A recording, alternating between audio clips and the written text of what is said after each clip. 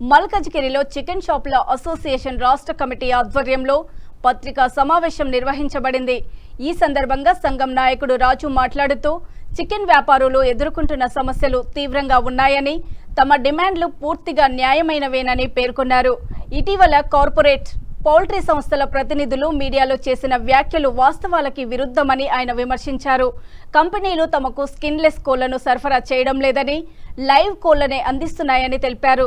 అయితే ఆ కోళ్లు రీటైల్ షాపులకు చేరే సమయానికి ఒక్కొక్కడి సుమారు 100 గ్రాముల వరకు బరువు తగ్గిపోతుందని, ఈ తగ్గుదల కారణంగా వ్యాపారులు భారీ నష్టాలను ఎదుర్కొంటున్నారని చెప్పారు। ఈ నేపథ్యంలో బరువు తగ్గుదల వల్ల కలిగే నష్టానికి కంపెనీలు పరిహారం చెల్లించాలని, తమ డిమాండ్లను తక్షణమే పరిష్కరించాలని పౌల్ట్రీ సంస్థల యాజమాన్యాన్ని ఆయన కోరారు। చికెన్ వ్యాపారుల సమస్యలను పట్టించుకోకపోతే భవిష్యత్తులో మరింత తీవ్రంగా ఆందోళనలు చేపట్టే అవకాశం ఉందని కూడా హెచ్చరించారు। రాష్ట్ర చికెన్ షాప్ ఓనర్స్ అసోసియేషన్ పిలుపు మేరకు ఇక్కడికి వచ్చేసిన విలేకరి సోదరులకు మా సమస్యని తమ సమస్యగా చూపిస్తూ మా చికెన్ షాప్ అసోసియేషన్కి అండగా నిలబడ్డందుకు ప్రత్యేకంగా మీడియా సోదరులకు అందరికీ పాదాభివందనం చేసుకుంటున్నామన్న।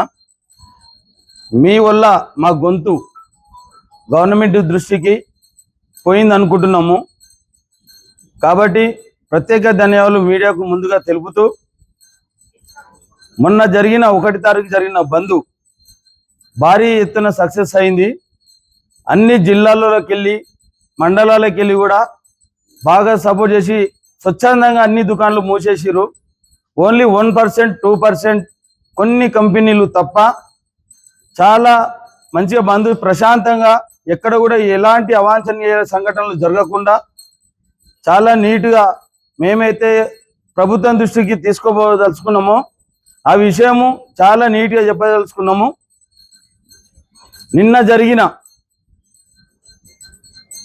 ఒక మీడియా సమావేశంలో ఏదైతే వెన్కప్ కంపెనీ, ఏదైతే స్నేహ కంపెనీ ఎండి గారు రామరెడ్డి సార్ గారు వీళ్ళంతా నిన్న మీడియా సమావేశం పెట్టడం జరిగింది।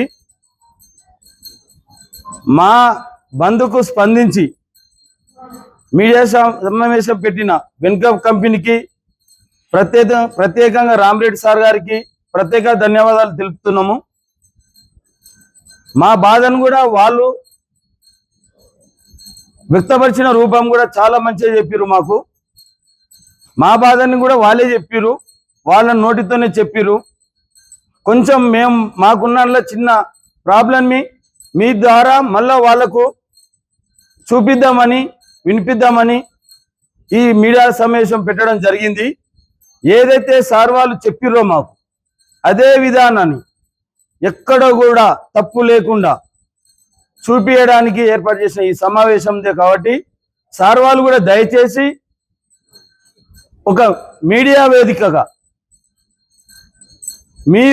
మేము ట్రేడరు కూర్చొని మాకు ఏడ వస్తలేదో మార్జిను ఏడ వస్తుందని మీరు చెప్తున్నారో దాన్ని వస్తలేదని మేము చెప్తున్నాం కాబట్టి ఒక మీడియా